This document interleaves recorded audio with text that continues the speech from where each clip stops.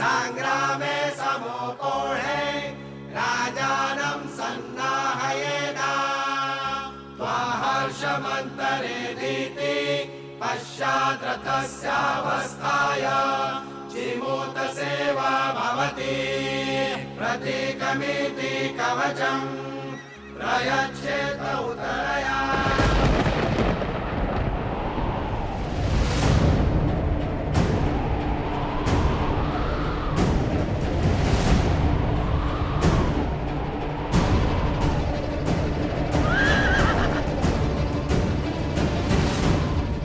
भैया, यह वातावरण किसी अनिष्ट का सूचक प्रतीत होता है। यदि आपकी आज्ञा हो तो इस अश्व को कुछ समय पश्चात छोड़ा जाए। सूर्य मेघों को देखकर अपना उदय होने का समय नहीं बदलता लक्ष्मण। उसी प्रकार अशुभ की आशंका होने पर शुभ कार्य टाले नहीं जाते। सच्ची मंशा और अच्छे कार्य करने के लिए अशुभ घड़ी भी शुभ हो जाती है। सत्य वचन राम।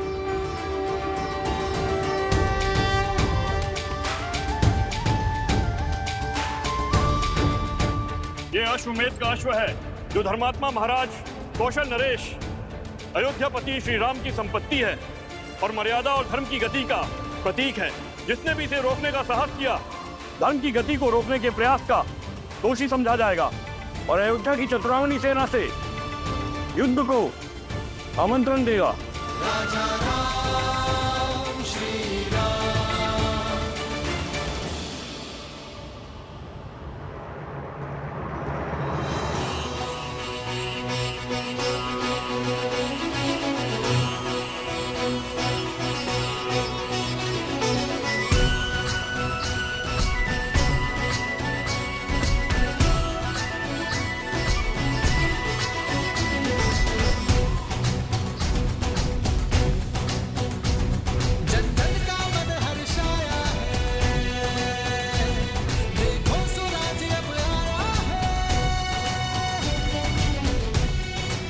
सेना के साथ अश्व की रक्षा के लिए कौन जाएगा?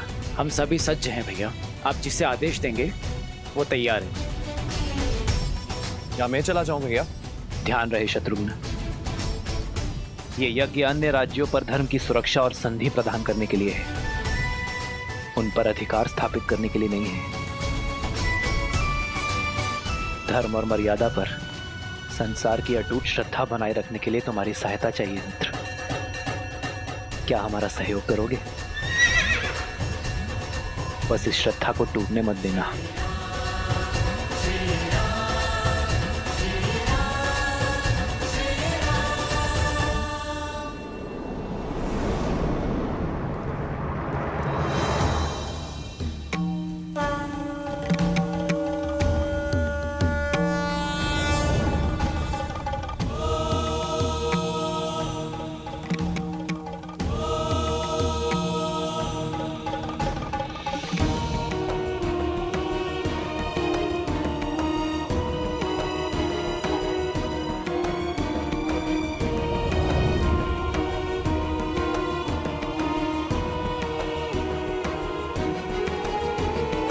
प्रणाम गुरुवर।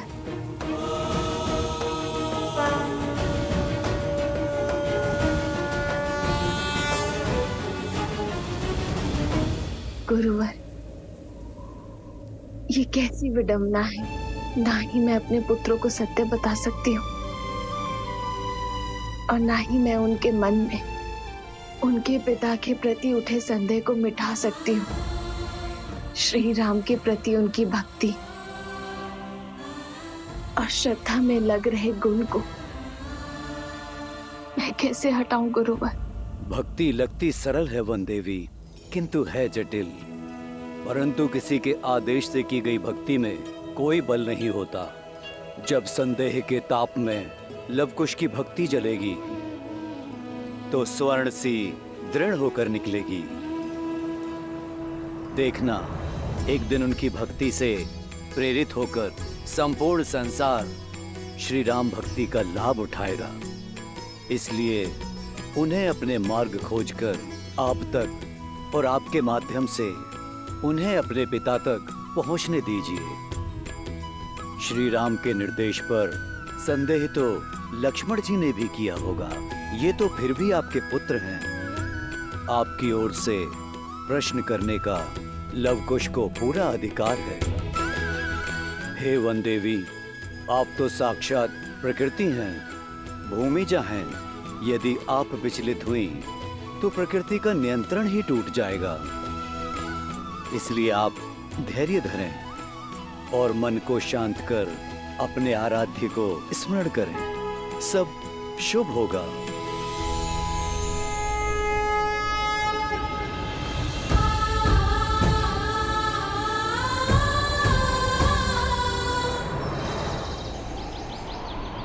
प्रयच्छेदभि प्रवर्तमाने षष्ठीं सप्तमश्वानष्टमीमिषुणवेक्षमाणम् वाचयत्यहिरिव भोगैः पर्यते बाहुमिति कलं नयमानम् कलं नयमानम् कलं नयमानम्।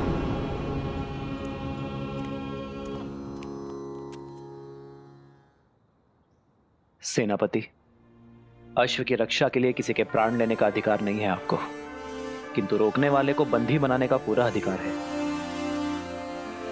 शत्रुघ्न अपनी सेना लेकर आपके पीछे आ रहा है। सर्वप्रथम अश्व को उत्तर की ओर लेकर जाइए।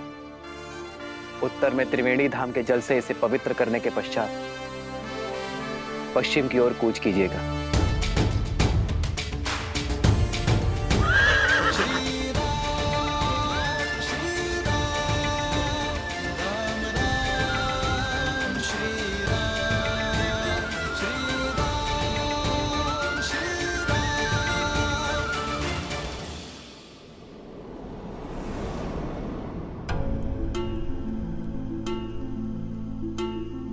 जाने कहाँ होंगी माता सीता। लो, माता सामने है और ये उन्हें जगत भर ढूंढने चले। क्या क्या कहा तुमने? मैं बताता हूँ।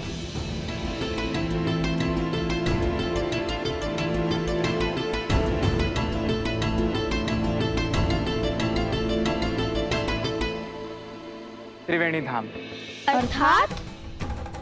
अर्थात हमें गुरुदेव ने आदेश दिया है स्वर्ण कमल लाने का। हमें उत्तर की ओर त्रिवेणी धाम जाना होगा।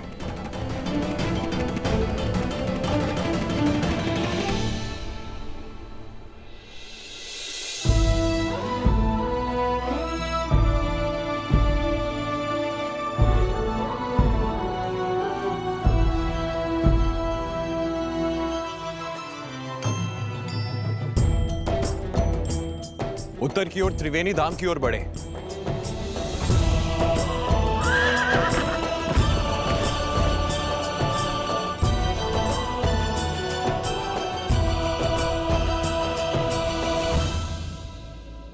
यहाँ हम किसी और दुविधा में हैं और गुरुदेव हमें त्रिवेणी भेजना चाहते हैं।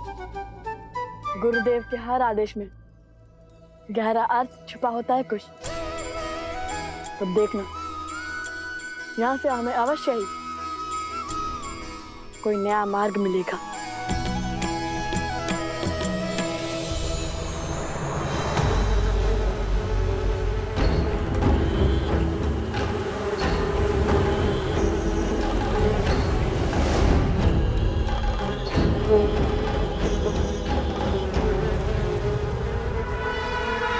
क्या सूचना लाए हो? ठीक है, जाओ पूर्व में बसे परेशी गांव में पुनः असुरी रोग फैलाओ। मेरी माया तुम्हारे साथ है।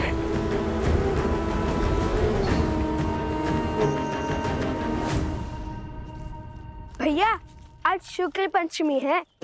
यज्ञ के अश्व को मुक्त कर दिया होगा अयोध्या से। हाँ, और कदाचित इसलिए भगवान वाल्मीकि ने हमें आज ही त्रिवेणी धाम जाने का आदेश दिया।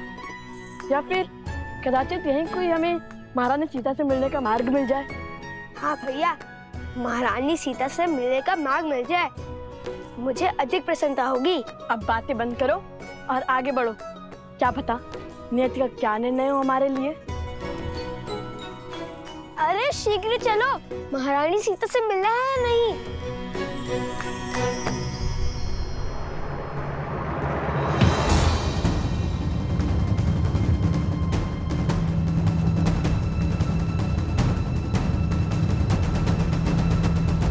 माताओं के गौतम ऋषि के आश्रम में जाने के पश्चात इस महल से बड़े बूढ़ों की छाया उठ चुकी है। आप दोनों का यहाँ आने के लिए कोटि कोटि धन्यवाद।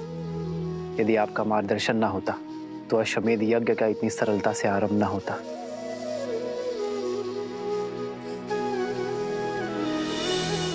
धन्यवाद तो मैं आपका करना चाहिए रहा, इस संसार को अपना सामर्थ्य दिखाने के लिए।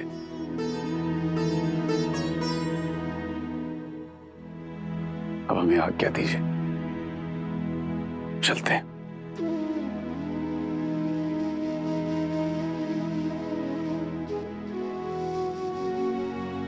आशा करता हूं माता,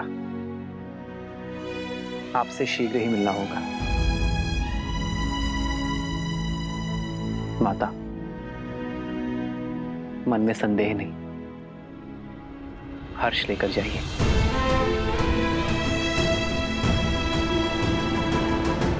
माता,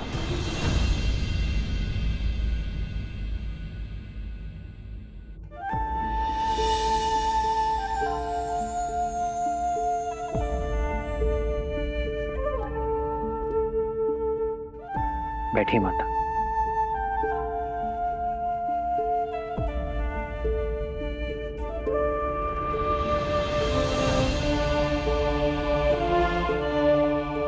बताइए माता, सीता की अनुपस्थिति में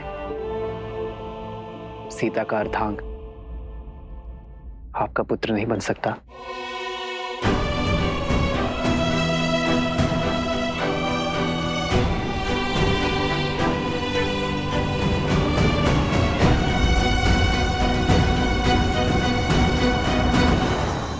पुत्र, आपने मेरे मन के भावों को उचित पढ़ा है। कुछ समय में जो कुछ भी हुआ, उस कारण मेरे मन में एक प्रश्न पुनः जाग उठा है, जो मैंने कभी त्याग दिया था।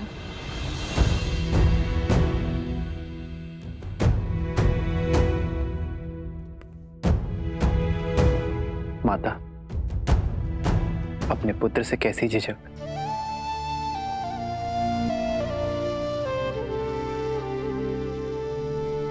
मेरी सीता का वनवास कब पूर्ण होगा राम? कब मेरे हृदय में बसने वाली मेरी पुत्री मेरे नेत्रों के समक्ष होगी? कब इस मुहूर्त के स्थान पर मेरी सीता मेरे समक्ष आएगी राम? उसकी कोई सूचना, कोई समाचार सुनने के लिए मेरा मन व्याकुल है राम। मेरा देह, मेरी आत्मा मेरी सीता के लिए तड़प रही है। एक बार, केवल एक बार मेरे आस के दीप को आपके वचन की अग्नि दे दीजिए राम।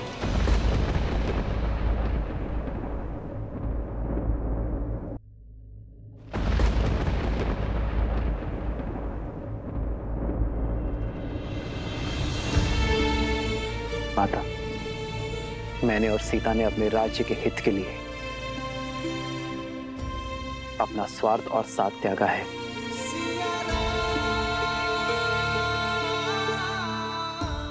किंतु मैं आपको वचन देता हूं, यदि मेरे इस निर्णय पर मुझे पुनर्विचार करने का कोई भी कारण मिलेगा तो मैं अपनी सीता को खोजने अवश्य जाऊंगा।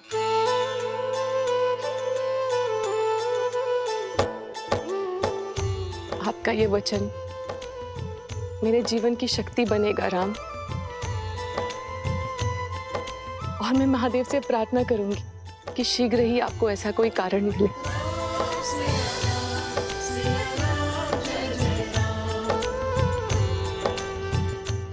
माता, अपनी पुत्री के वियोग के दुख में डूबी एक माता की इच्छा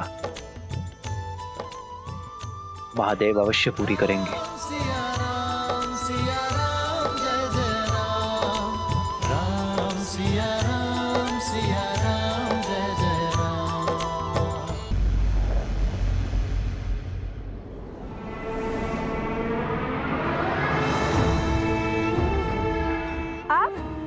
लगता है धनुर्धर लक्ष्य भेदने निकल चुके हैं। अवश्य। और वैसे भी जिनके गुरु साक्षात भगवान वाल्मीकि हो, उन्हें कैसा विलंब? अर्थात उन्होंने तुम्हें महारानी का पता बता दिया है या अश्व पकड़ने का मार्ग? नहीं तो ज्ञानी कभी सीधा मार्ग नहीं बताते। उनका हर आदेश अपने आप मार्ग तक ले जाता है। और अभी हमारे गुरुदेव ने त्रिवेणी धाम जाने का आदेश दिया है। महारानी तक पहुंचने का मार्ग तो वहीं से मिलेगा। जय हो भगवान वाल्मीकि की। मेरी मंशा पूर्ण करने की कृपा करे ऋषि कुमार। मैं भी देवी सीता के दर्शन करना चाहता हूँ, मुझे भी साथ ले चले। देखिए, मैं भोजन पका लेता हूँ, मार्ग भी सभी जानता हूँ और पूरा जीवन इसी क्षेत्र में बिताया मैंने।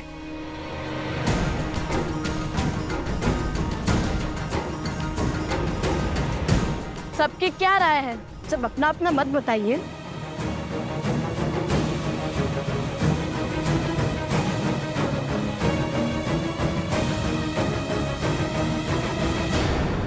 देवी सीता के दर्शन करना चाहता हूँ, मुझे भी साथ ले चले।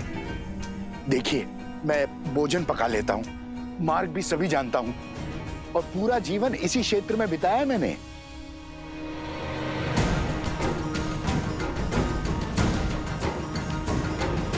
सबकी क्या राय है? सब अपना अपना मत बताइए। आप मिथिलावासी हैं, आपको तो हमारे साथ चलना ही चाहिए। जो सबका मत है वही मेरा भी है। अच्छा, तो भाभी श्री को प्रेम से सब बुलाने लगे हो आप।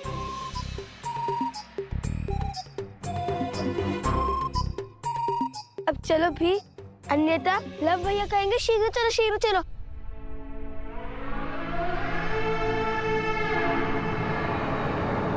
अरे अब भी चलिए, सबका मत सिद्ध हो चुका है।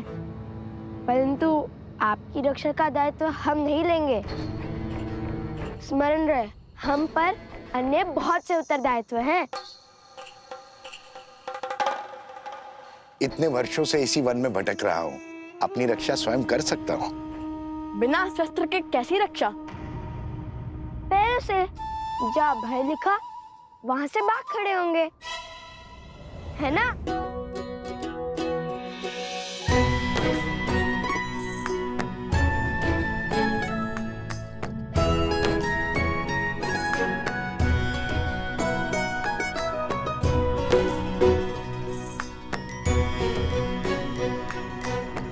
यहाँ तो दो रास्ते हैं, किस ओर जाना है भैया?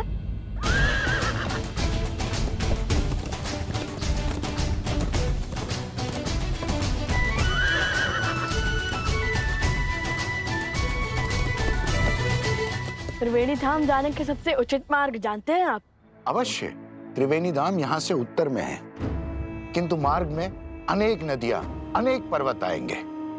बहुत समय लग जाएगा पहुंचने में। उचित होगा कि हम पूर्व से जाएं। ये अश्व तो पूर्व दिशा की ओर जा रहा है, त्रिवेणी नहीं।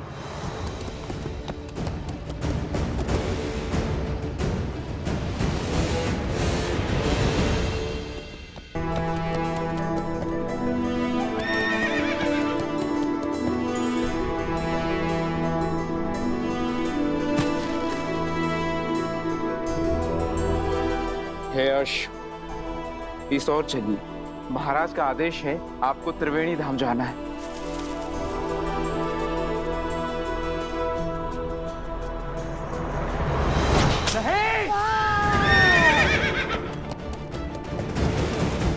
यज्ञ के अश्व को नहीं मारते हैं बोल।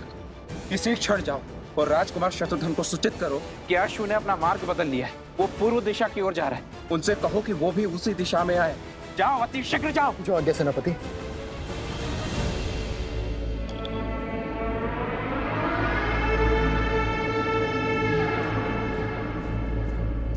ये लीजिए।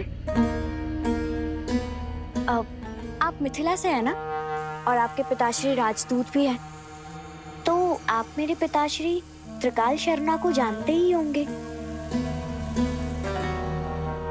हाँ हाँ अवश्य, हम तो साथ ही पढ़े थे ऋषि श्रृंगा के गुरुकुल में। विवाह के बाद एक पुत्री का जीवन और घर कितना बदल जाता है ना।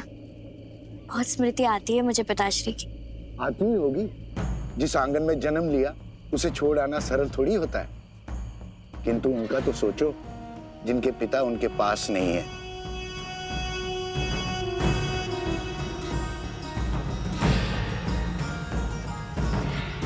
कितने दुर्भागी है वो लोग। अरे और कितना समय लगेगा भोजन में महाशय? पात्र से धुआं आ रहा है। आप भोजन पका रहे हैं या यज्ञ कर रहे हैं? जितनी देर में आप ये भोजन पका रहे हैं, इतनी देर में मैं खाकर पचा भी लेता। बस बस, तैयार हो गया धनुर्धर ऋषि कुमार।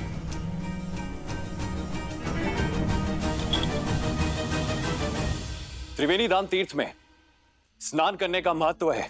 जब अश्व 3 पवित्र नदियों के जल से निकलते हैं तो देवता समस्त प्रजा को उनके पापों से मुक्त कर देते हैं।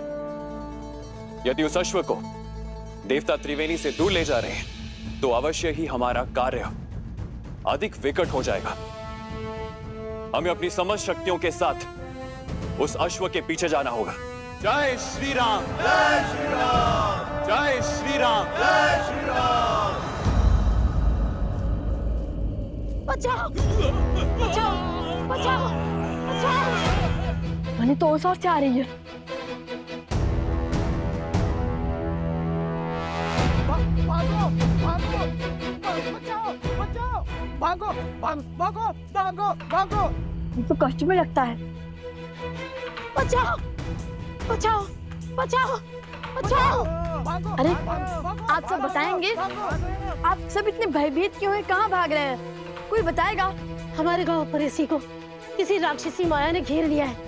सभी किसी विचित्र रोग से ग्रसित हो रहे हैं। हम ऋषि हरित को खोज रहे हैं क्योंकि उन्हीं के पास इस रोग का उपाय है। ठीक है, जल लाओ इनके लिए।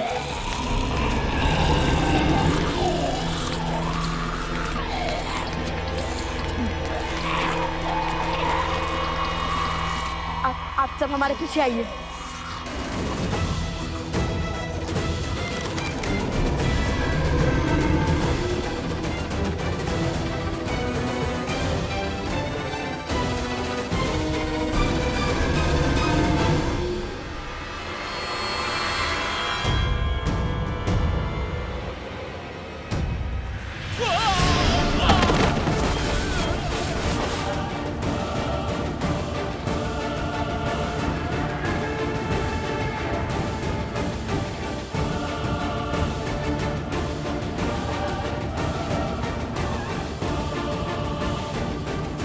पूर्व में बसे परेशी गांव में पुनः असुरी रोग फैलाओ। मेरी माया तुम्हारे साथ है।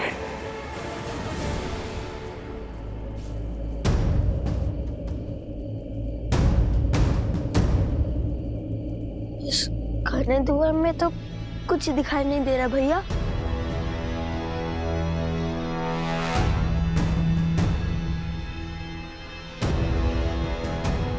भैया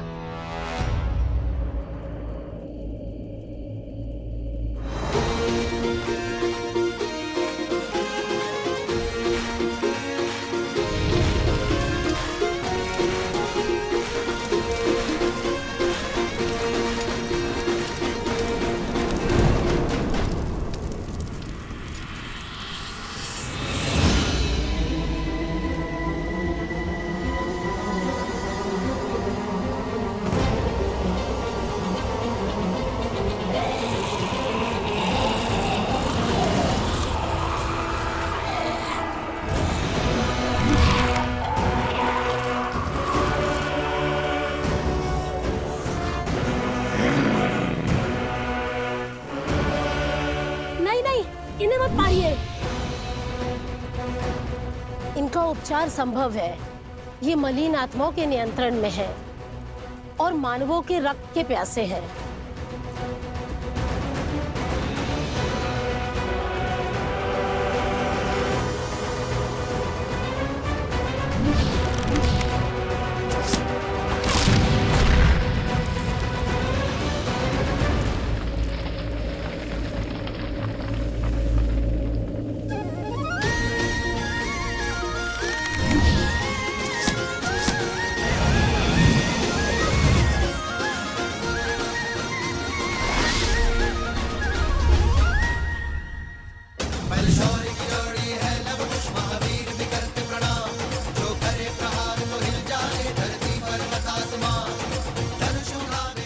लव कुश।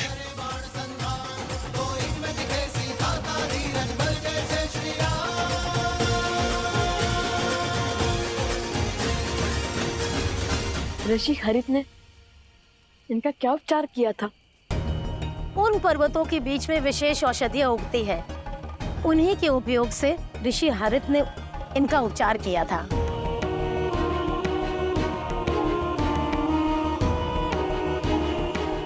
आप और गुरु अवत्सला और भाभी श्री प्रसूता के साथ ऋषि हरित के पास जाइए, हम औषधि लेकर आते हैं। और महाशय आप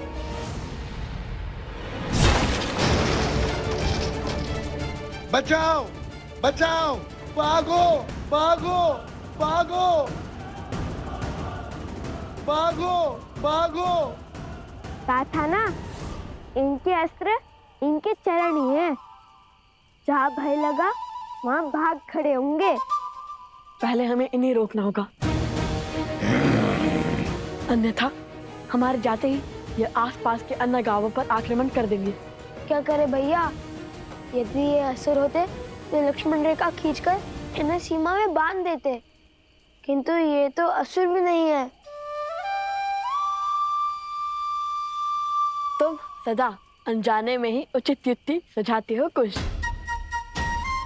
असुर नहीं तो क्या हुआ, हम इनके आसपास एक अभिमंत्रित रेखा तो खींच ही सकते हैं ना। जो अशुद्ध होते हैं उन्हें सदा शुद्धता से, पवित्रता से संकट होता है।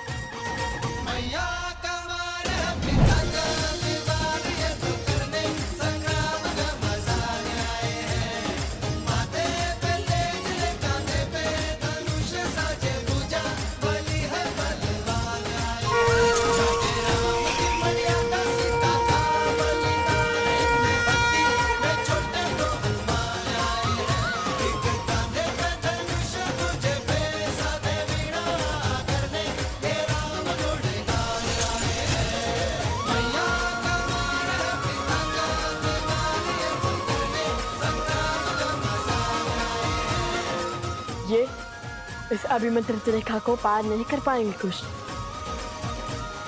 आप सब शीघ्र जाइए। सोमकरण, कुश, चलो।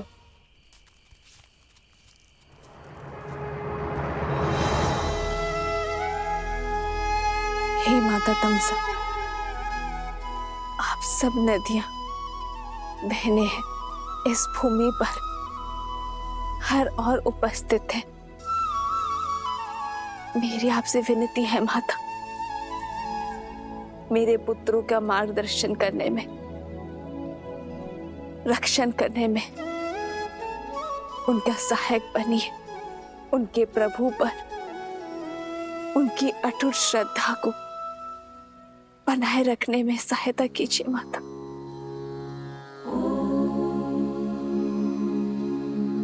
जलनेता पूजनम महानदी देवतानां यथा सर्वाणि देवी सीता प्रीयन्ते तथा तामसः।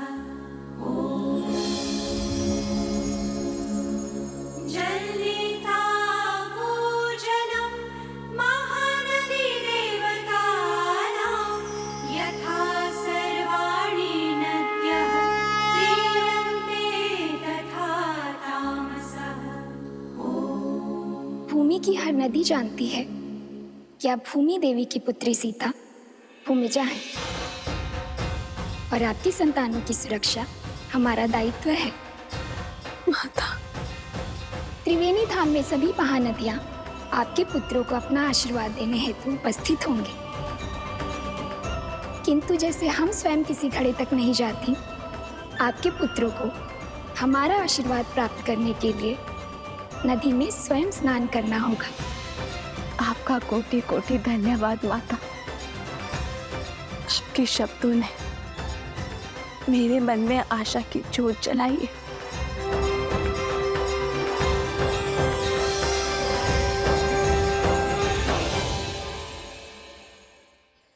अतिशीघ्र चलो, यह अश्व तो पर्वत की ओर जा रहा है। यहाँ हम अश्व की क्या स्वयं की भी रक्षा नहीं कर पाएंगे। चलो शीघ्र चलो।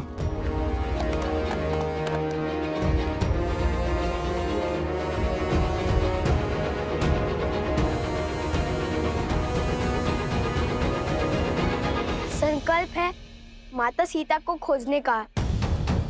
महत्वाकांक्षा है यज्ञ के अश्वों को बांधने की। प्रवास है स्वर्ण के कमल लाने के लिए। सज है इनकी रक्षा करने के लिए। भैया ये क्या पहेली है? पहेली का उत्तर एक ही है, कुश, आस। और यदि भगवान वाल्मीकि ने यह आदेश दिया है तो अवश्य ही हमारे सारे कार्य एक स्थल पर जाके जुड़ते होंगे। अश्व अश्व? इसके ऊपर तो छत्र है, कहीं ये अश्वमेध का अश्व है।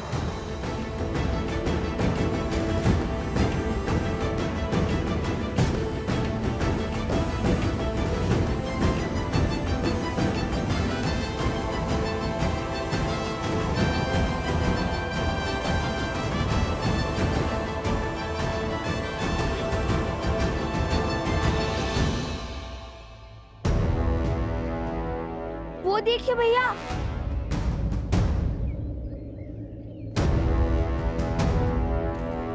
राक्षस लगते हैं, अश्व के लिए आए हैं। चलाइए तीर और कर दीजिए इन्हें परास्त।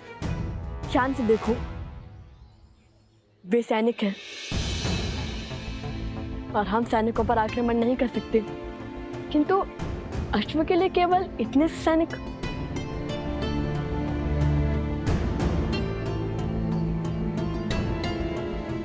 अवश्य ही सेना की बड़ी टुकड़ी पीछे होगी, हमें उनका सामना भी करना होगा। समय कम है भैया, हमें औषधि भी लानी है और स्वर्ण कमल भी। यदि इन्हें ज्ञात ही ना होता कि ये अश्व हमारे पास आ गया है तो कितना अच्छा होता।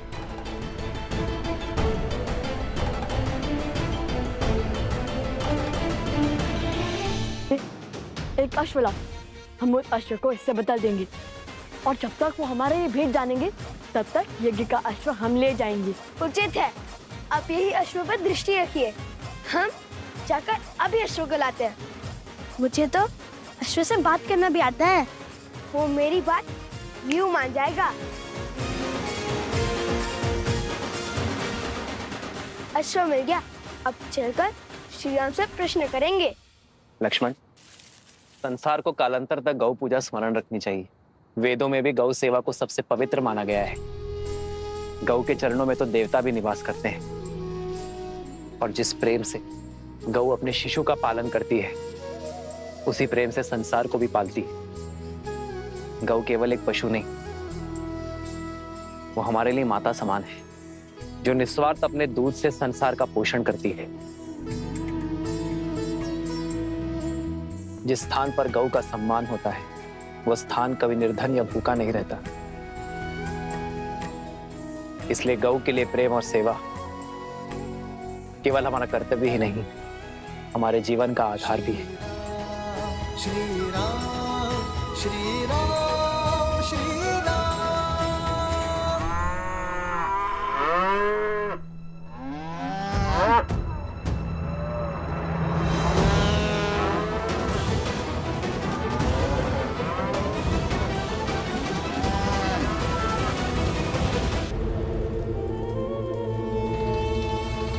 महाराज, महाराज, अश्वमेध यज्ञ के कारण अयोध्या की प्रजा फिर से उस राम की ओर समर्पित हो रही है। मेरे अथक प्रयासों के बाद भी मैं उनके मन को विचलित नहीं कर पा रहा हूं। और कितना समय लेंगे आप महाराज?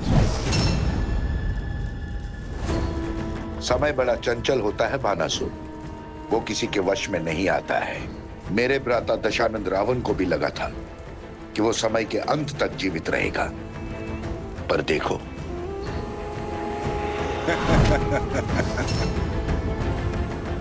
मैं उन बालकों के मन में एक बीज बो चुका हूं, एक सोच कि संसार में ऐसे भी पिता है जो अपने बालकों की सहायता के लिए कभी नहीं आए।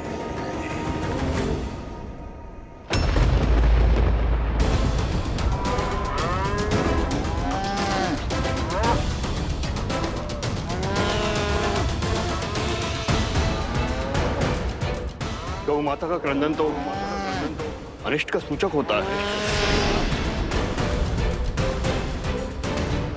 अब इन बालकों को जब पता चलेगा कि श्री राम ही उनके पिता है, जो उनके लिए कभी नहीं था, तब छिड़ेगा युद्ध।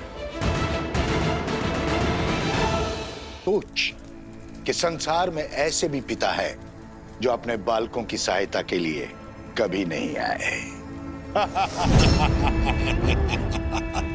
अब मेरे प्रकोप से वो दोनों अपनी पराजय का दोष अपने पिता को देंगे। और यदि विजय हुए तो उनके मन में अहंकार को स्थान दूंगा।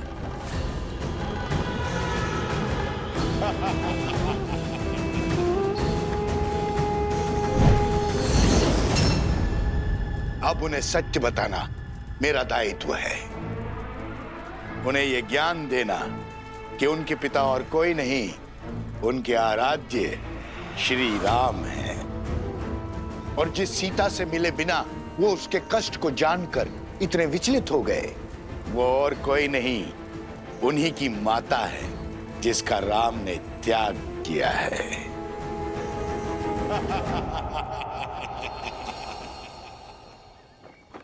गौ का रुदान भले ही अशुभ संकेत हो, किंतु ये बात स्मरण रहे कि हर संकट हमें सीखने का और कर्मों में सुधार लाने का अवसर देता है। और जैसे आर्य सुमंत ने बताया कि गौ के रुदान का कारण उसके बछड़े से उसका विरह था, जिसे शीघ्र ही ढूंढकर उसकी माता से पुनः मिलाने का आदेश है। महाराज, ये तो नहीं पता कि आपने ऐसा क्यों किया, किंतु क्या शत्रुघ्न को अश्व से दूर रखने का आदेश उचित है? शक्तिशाली राष्ट्र सबसे पहले आक्रमण नहीं करता भरत, और जिस राजा की अयोध्या के अश्वमेध यज्ञ को चुनौती देने की इच्छा है, उसे भी तो युद्ध के लिए सज्ज होने का अवसर मिलना चाहिए। और यदि इस बीच किसी कारणवश अश्व की मृत्यु हो जाए तब क्या होगा? अश्व की मृत्यु तभी संभव है जब यज्ञ देवता कुपित हो।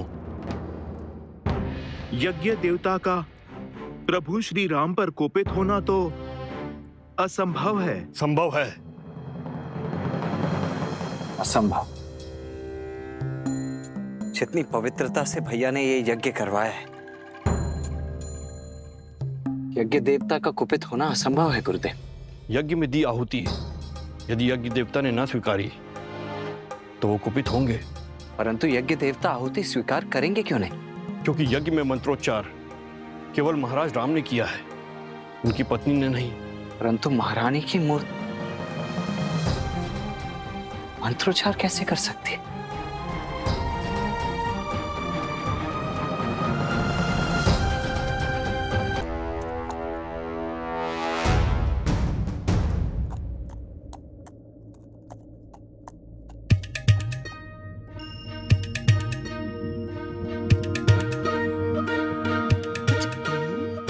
क्या लाए हो तुम? जो भी है, श्वेत तो है। गांव में केवल यही एक 4 पैरों वाला प्राणी है जिसका रंग श्वेत जैसा है, और ऊपर से वस्त्र और छात्र भी ला दिया मैंने इसके लिए। अब चलो अश्व बदल देते हैं। सैनिक थके हुए हैं, हमारा भेद जाने में उन्हें समय लगेगा, तब तक हम निकल जाएंगे। दिख रहा है अश्व किसी को? दिख रहा है क्या? नहीं, लगता है और ऊपर गया है। शीघ्र खोजो उसे। चलो।